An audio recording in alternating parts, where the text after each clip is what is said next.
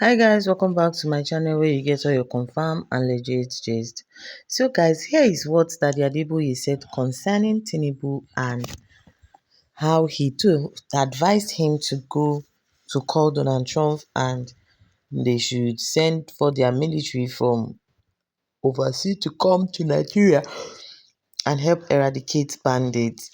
And here is what he has to say concerning the call that Tinubu made to Donald Trump. And also, he also went as far as giving prophecy concerning the release of the children that has been abducted for the past 49 days now. Guys, let's not just be sarcastic. Let's listen to what he has to say. If you are new here, you are welcome. Kindly hit the subscribe button, turn on the notification bell to get notified whenever I post a new video. Kindly like, share, and comment on this post. Till we meet again in my next post, do stay tuned and thank you for always coming back to watch my videos. Bye. He contacted US. He called a meeting of the big officers. What he told them, I don't know. And I don't need to know. Because he's commander-in-chief. And when the commander-in-chief is giving instruction to his subordinates, who are you to be there? And after all, and I need to make this one clear, I don't support those who are accusing the president of not doing enough. When the commander-in-chief had given instructions to his subordinates, he has done his bit. You don't expect him to go and put on khaki and when my friend Trump gives instruction to go and bomb anywhere, he doesn't leave White House. He has done his bit. I hereby command, bomb Iran. And then he goes to his bedroom and sleep. The rest is left to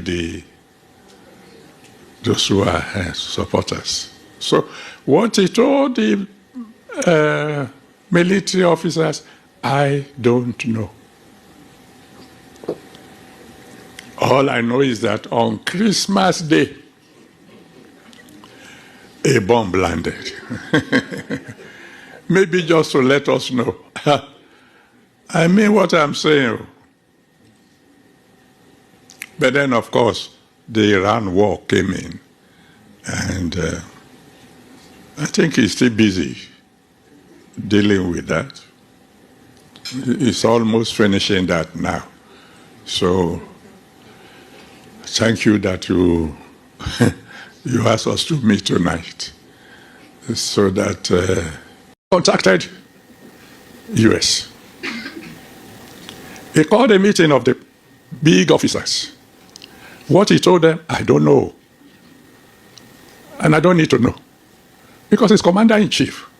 And when the commander-in-chief is giving instruction to his subordinates, who are you to be there? And after all, and I need to make this one clear, I don't support those who are accusing the president of not doing enough. When the commander-in-chief had given instructions to his subordinates, he has done his bit. You don't expect him to go and put on khaki. When my friend Trump gives instruction to go and bomb anywhere, he doesn't leave White House. He has done his bit. I hereby command, bomb Iran. And then he goes to his bedroom and sleep. The rest is left to those who are supporters. So what he told the military officers, I don't know. There is a lot that can be said, but with all due respect, I just want to say this. The responsibility falls on the president, on the leader, that when things go wrong, they have to hold him accountable. The leadership or being a president is more than giving orders, saying, oh, get this done. It's also ensuring and putting systems in place to make sure that your policies are indeed effected. And if we don't blame the leader when things go south, who are we meant to blame? If we don't blame TINIBU, who are we meant to blame? Are we meant to blame the soldiers, the Minister of Defense, the defense chief? Because the defense chief and every other person is answerable to the president. If we're not holding the presidency accountable, who should we? School children and teachers have been in captivity for how many weeks now? What's actually even painful is when these things happen, the president doesn't even give speeches. He doesn't even address the nation. How many times have TINIBU actually addressed the nation? These things happen, but there is a sense of communication and consolation when you hear the president speak about these things in due time as it's happening. But no, he just goes about his normal business. And we're saying we shouldn't blame the president, that he's doing enough. He will not wear khaki and go into the bush. Being elected as the president of a country means that you are the number one person. You are the one in charge. If anything goes wrong, we hold you accountable. Daddy Adeboye and RCCG as a church typically get a lot of flack. And I've actually defended it in the past, but I cannot defend this one. I can't defend that statement. And I want our CCG members, you don't have to come online and defend it, but you don't have to drag people who are disagreeing with it. You cannot say that the TINIBU government has done better with security. You can't say that. You just cannot say that. I don't support those who are accusing the president of not doing enough. When the commander-in-chief had given instructions to his subordinates, he has done his bit. You don't expect him to go and put on khaki. And when my friend Trump gives instruction to go and bomb anywhere, he doesn't leave White House. He has done his bit. I hereby command, bomb Iran.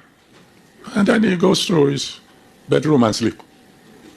The rest is left to those who are supporters. So what he told the military officers, I don't know. All I know is that on Christmas Day, a bomb landed. Maybe just to let us know. I mean what I'm saying. But then, of course, the Iran war came in.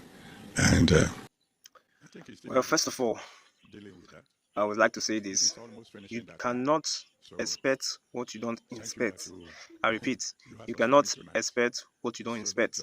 So if you give somebody a job, you don't inspect the job, you just go back and sleep. Whatever you get, that is what you take. So failure comes in when you give somebody a job and you don't inspect the job and you're expecting the best. You have to inspect it. I've been in a project where I told somebody, I said, do this thing, or do one like this, do one like that. I come out thinking say the person know what thing they do. When I come back, I see say the person don't mess up things. We had to start afresh. At this time, I had to stay with him to get the desired taste of what I want on that project. Now, this brings me back to the comments that the Geo made concerning TINIBU. First of all, TINIBU is a big failure when it comes to the leadership of this country. He is the number one man. He's the chief commanding officer of the nation. And as a chief commanding officer of the nation, he has the willpower to decide if insecurity will end or not. And when it comes to the people working with him, if somebody is not working well, as a leader, you're supposed to remove that person immediately.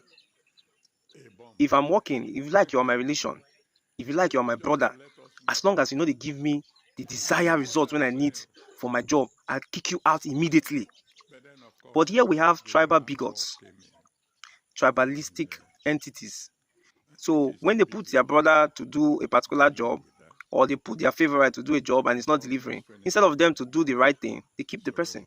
Or instead of them to tell the person off, they keep the person because why? They are tribalistic people.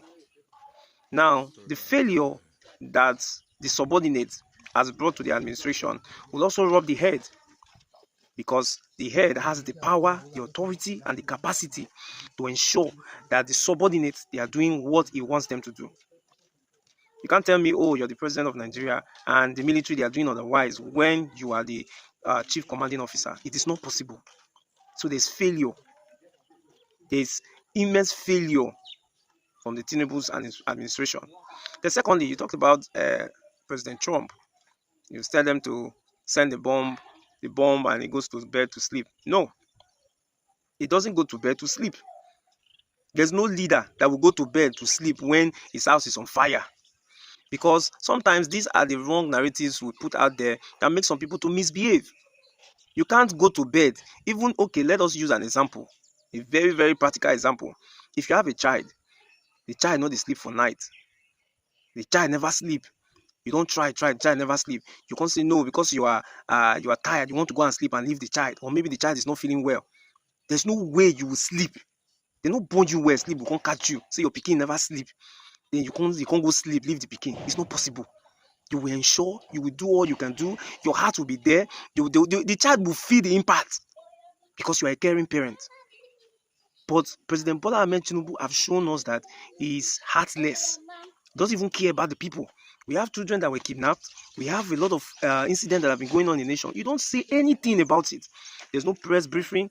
There's no empathy. There's nothing to show that you are even concerned. There's nothing to show that you're concerned. You just see this news and you move on. You play politics. How are you? You play politics with everything. Like everything is politics to you guys. The amount of money that have been spent on campaign is enough to build refineries. The amount of money they don't spend for campaign so far is enough to build refineries. I'm trying to be very polite making this video because Daddy Gio is one person I respect so much. But there are key words that he made that we ought to address. Failure is failure. When someone has failed, he accepts his failure and he will resign. The person will resign. There's nothing like somebody has done his bit. Okay, fine.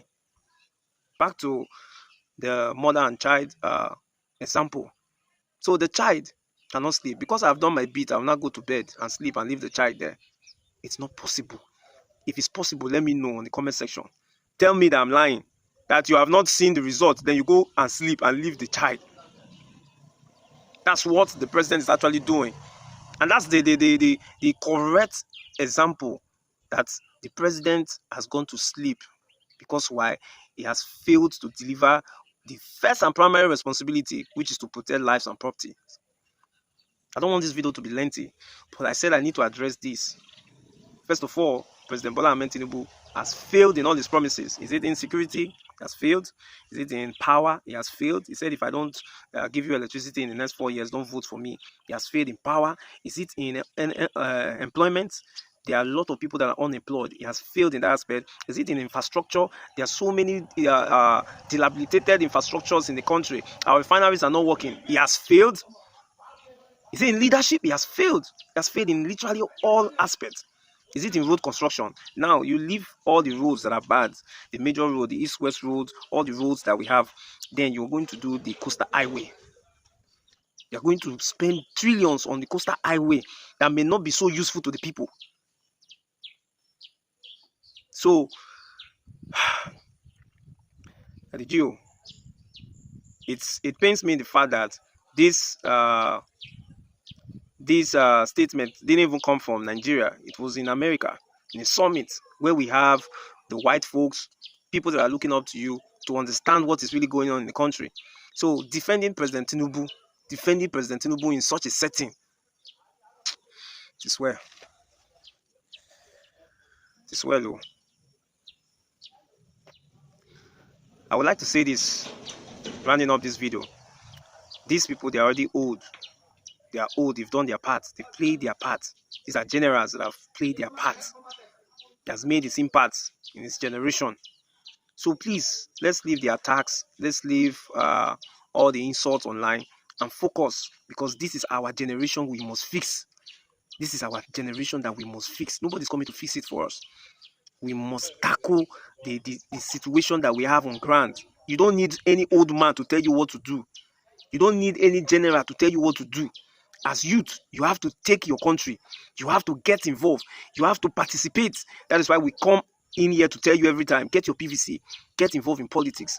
Don't just say, the nation building and all of that doesn't concern. It concerns you. Get involved so we can clean our system.